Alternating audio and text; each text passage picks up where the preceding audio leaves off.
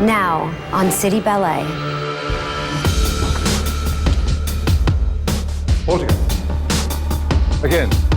I think you have to be a perfectionist to be a dancer. You have to care about everything, from your toes to your fingers and everything in between.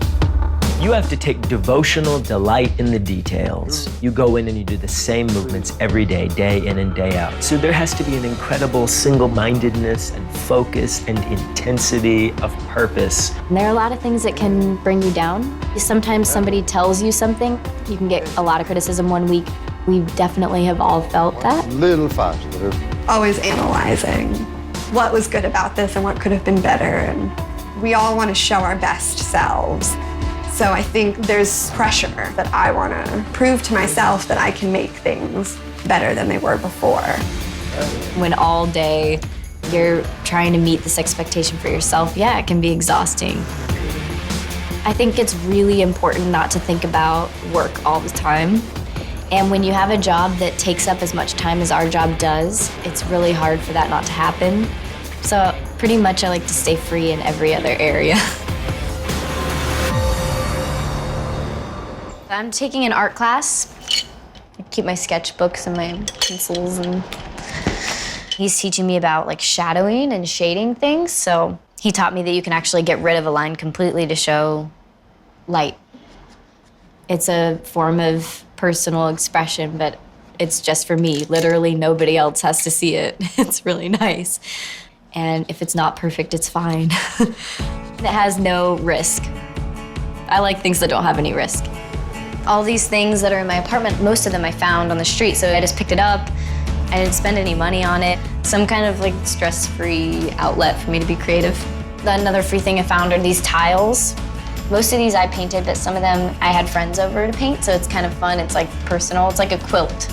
And I have this, it was just this rusty like metal thing gonna be thrown away. I like created something out of nothing, and now it's important and it's special and it's on my wall, you know? I like that feeling. You find your own thing, and I think every dancer has, not a secret life, but they have their own personal things that are special to them, and they need that as individuals. So good to have everybody with us this morning. The study today is the book of James, the first chapter. My faith is the most important thing to me. God says to Joshua, "Do not let this book of the law depart from your mouth. Meditate on it day and night." My relationship to God and my continuing study of Him through His Word is a journey for me. My identity is fundamentally not that I'm a dancer, I'm this, I'm that, but that I am His. That's who I am. I've always had a great deal of focus and intensity in my life with whatever I was pursuing, whether it was my dancing or my academics. The goal was I wanted to get into Harvard. And the same thing in my ballet dancing. The goal was always to be in the New York City Ballet. And I feel very humbled and very fortunate that I was able to do both those things. This is my Bible, which I read every day. And as you can see, there are lots and lots of notes from lots and lots of years of use.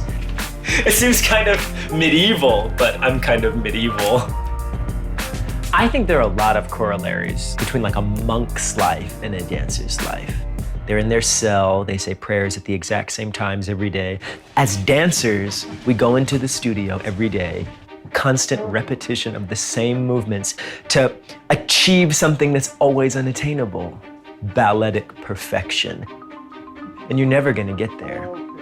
But the fact that you never get there is not a reason to turn back. It's rather the motivation and the knowledge that there's always more to learn and there's always more room to grow. There I am doing my individual devotional work like the monk in his cell, but he's in a cloister with other people pursuing the same thing. I'm in a studio in a community of people that are doing the same thing. And we, like the monks, are cloistered off from the world in a tower on 65th Street. Frolicking in the highlands we shall go, dressed in tartan, perched on toe. Beating drums sound the call, MacDonald of Sleat stands tall. I never thought that I could write. I always just enjoyed reading poems. My mother was the one who suggested to me that I should try writing, and I don't think I'd be any good at it. She said, well, it doesn't have to be good. There's no judgment on this one. This is all me, it's for me, it's coming from me, and I can't screw up. with this, which is kind of what I like about it. My desire to write poetry came from frustrations at the ballet. You can't go out on stage and stomp your foot like you're so angry, but I could write it.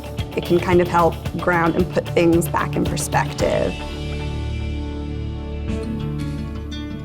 The more you care, the more the little things are upsetting, which is something that I've always had a challenge with. It's a love relationship, kind of, with ballet. You know, people always say you have to take that risk in love because, you know, better to have a broken heart than to have never loved. There's a passage in Romans that I've always loved. Therefore, I urge you, brothers, in view of God's mercy, to offer your bodies as living sacrifices, holy and pleasing to God. This is your spiritual act of worship. And for me, that's what ballet is to me. It really is what I feel is like my act of worship. The challenge for any perfectionist is that you can be too hard on yourself sometimes. That's kind of the balance that you're always trying to find, where I can still be myself and still exercise this perfection every day. You just have to remember the joy of why you do it.